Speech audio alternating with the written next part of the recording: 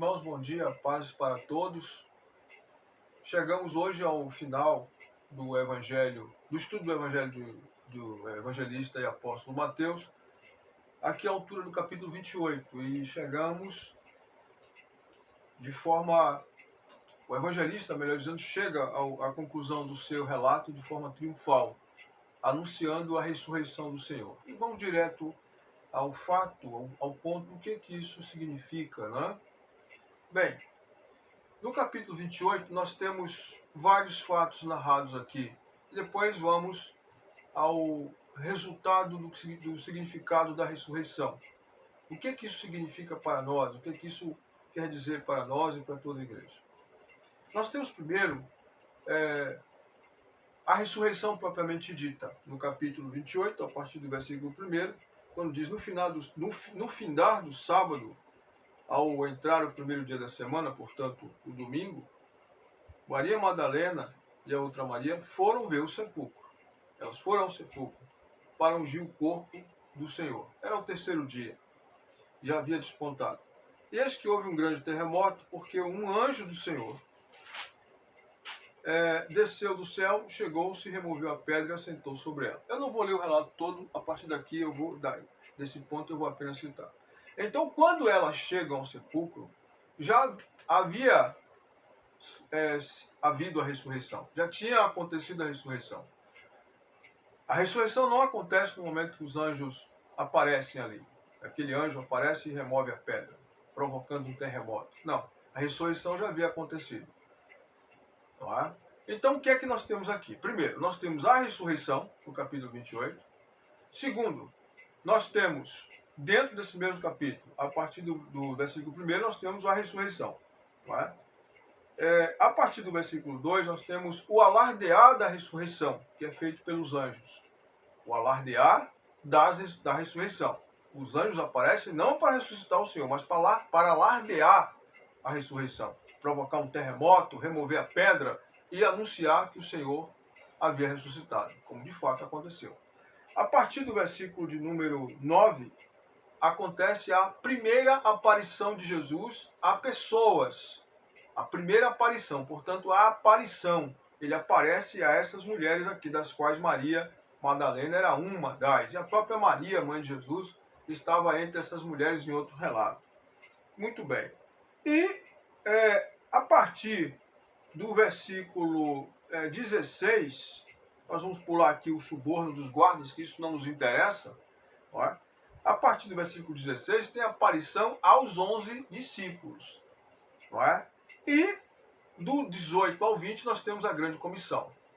Então Jesus ressuscitou no primeiro dia da semana, no domingo, sendo as primeiras horas da manhã. O Espírito Santo, enviado por Deus, desce até aquela sepultura, desce até ao Hades e o ressuscita. Porque Jesus foi deixado na morte temporariamente. Está em Atos 2:24. Não deixarás a minha alma na morte, nem permitirá que o seu santo veja a corrupção, porque não era possível que fosse retido pelas ânsias da morte. Está em Atos 2:24. Então, o Espírito de Deus ressuscita Jesus.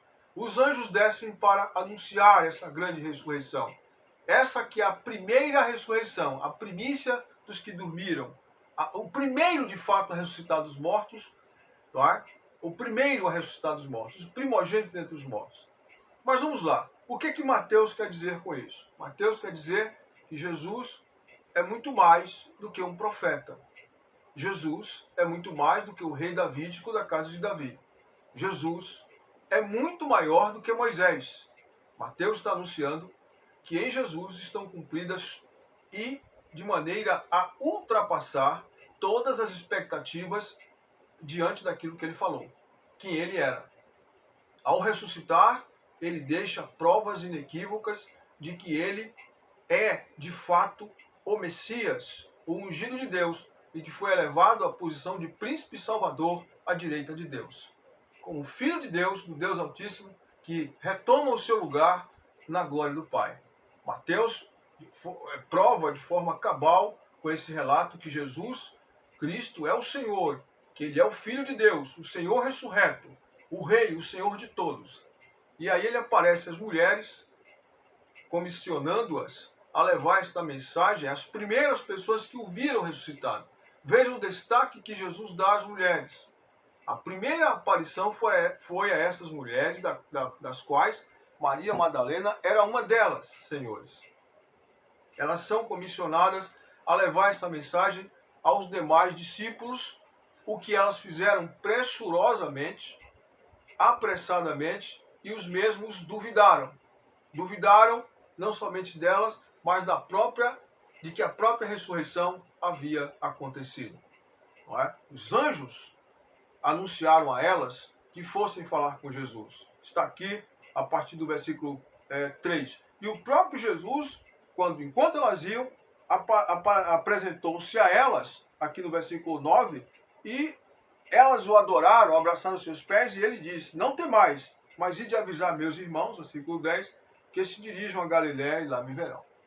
Muito bem, feito isso, então os 11 seguiram para a Galiléia, para o monte que Jesus designara. Aí diz o versículo 17, e quando o viram, o adoraram, mas alguns duvidaram. Alguns duvidaram, porque de fato a ressurreição era algo novo.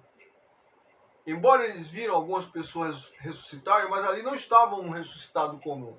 Ali estava alguém com o corpo glorificado, alguém que venceu a morte.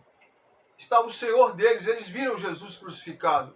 E eles agora o veem ressuscitado com poder e vigor, em glória plena, em majestade. Levaria tempo, sim, para eles se acostumarem e crerem nisso e absorverem isso. Jesus sabia disso. Por isso aparece a eles, não só neste momento, mas em vários outros momentos, por espaço de 40 dias, para eles serem alimentados na sua crença, na sua fé, de que a ressurreição é algo real e de que é algo factível, é algo consubstanciado nas Escrituras, não é um fantasma. O corpo ressurreto não é um fantasma, é um corpo sólido, um corpo espiritual, mas um corpo que pode ser tocado, um corpo que ele não é preso pelas paredes, pelas dimensões físicas, não é? Mas ao mesmo tempo ele se faz visível, ele se faz tangível, sendo intangível, sendo transcendente, não é? Ele é intranscendente, sendo transcendente ao mesmo tempo, sendo transcendental. Então, Jesus aparece para ensinar aos discípulos sobre essa realidade, não é? Para tirar-lhes as dúvidas. E aí vem a grande comissão, onde ele os comissiona dizendo, olha, versículos 18 a 20. Aproximando-se, Jesus falou-lhes dizendo, foi-me dada toda a autoridade no céu e na terra. Portanto, ide fazer discípulos de todas as nações, batizando-os em nome do Pai e do Filho e do Espírito Santo. Jesus revela agora a sua real posição. Ele diz, olha, foi-me dada toda a autoridade no céu e na terra. Jesus não é mais o servo de Deus. Agora ele é o Senhor exaltado à direita de Deus. O príncipe e autor da nossa salvação. O Senhor de todos, o Rei dos reis, o Senhor dos senhores. Ele diz, portanto, vão e façam discípulos de todas as nações. A tarefa abrange todas as nações. Batizando-os é o rito de iniciação. Eu diria que a inscrição nos cartórios celestiais, não é? É feita com o sangue de Jesus, mas também através do batismo. É a consagração do crente, é a conformação do crente na morte e ressurreição do Senhor. Mas também é o ato de inscrição do crente no reino dos céus, quando ele é batizado. Não é? Batizando-os em nome do Pai, e nisso a Trindade concorda, em nome do Pai, do Filho e do Espírito Santo. E a ordem é, ensinando-os a observar de maneira criteriosa todas as coisas que eu vos tenho mandado. E eis que eu estou convosco todos os dias até a consumação dos séculos. Primeiro, todas as coisas não são algumas coisas, não são as coisas que algumas igrejas separam para si e outras elas deixam de lado, como confissão disso, confissão daquilo, não. Todas as coisas que o Senhor ensinou. Não são algumas coisas, nem aquelas que convêm à minha denominação. São todas as coisas. A confissão é essa, a confissão daquela, não. Confissão dessa convenção, dessa, não. São todas as coisas. A fé não pode ser fatiada dos mandamentos de Cristo do Senhor ressurreto, do Senhor Jesus, não pode ser escolhido, selecionado. Eu escolho esse e abjeto esse daqui. Não. Ordenando a observarem todas as coisas, a guardarem todas as coisas que eu vos tenho mandado. E aqui ele deixa a promessa maravilhosa. A declaração, não é uma promessa, mais que uma promessa, de que ele está com a igreja fiel, com os crentes fiéis, com os santos, todos os dias até a consumação dos séculos. Todos os dias até a consumação dos séculos. Quando os séculos findarem, Jesus ainda estará conosco. Ele estará conosco até lá e vai nos conduzir em paz para o seu reino celestial, na sua segunda vinda e na sua gloriosa aparição. Muito bem, agora vamos falar sobre o que significa teologicamente a ressurreição. Primeiro, a ressurreição é a constatação de que Deus aprovou a obra de Cristo, de que Deus o declarou inocente, não é? Ele morreu pelos nossos pecados. Mas ao ser ressuscitado, Deus o declara inocente, puro, justo, aprova as obras dele e aceita o sacrifício dele por nós. A ressurreição, portanto, é uma prova de que Jesus foi declarado inocente diante do trono de Deus e que ele foi aceito por Deus.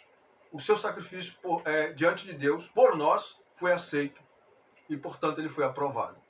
Certo? Segundo lugar, a ressurreição de Jesus nos introduz primeiro a nós na ressurreição espiritual. A ressurreição dele foi física, corpo glorificado. Mas esta ressurreição nos lega, não é, a ressurreição espiritual. Nós ressuscitamos espiritualmente com ele. Efésios 2, de 1 a 6. Segundo lugar, a ressurreição de Jesus nos garante a futura ressurreição física que todos os crentes irão receber do Senhor. É a glorificação do corpo. Está em 1 Coríntios 15, 52 e 1 Tessalonicenses 4, versículos 16 e 17. Terceiro, a ressurreição do Senhor Jesus nos garante a transformação do nosso interior no novo homem. É o que está em Efésios 4, 24.